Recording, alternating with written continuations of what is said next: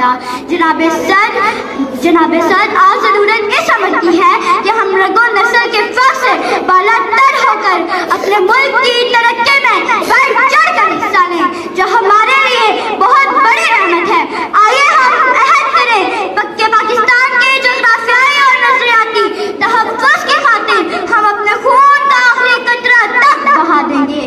ہم تو مٹ جائیں گے اے عرض وطن، ہم تو مٹ جائیں گے اے عرض وطن، تم کو رہنا ہے قیامت کی سحر ہونے تک۔ آخر میں اس دعا کے ساتھ اجازت چاہوں گی، خدا کرے کہ میری عرض پاک کو اترے وہ فصل گل جسے اندیشہ زوال نہ ہو۔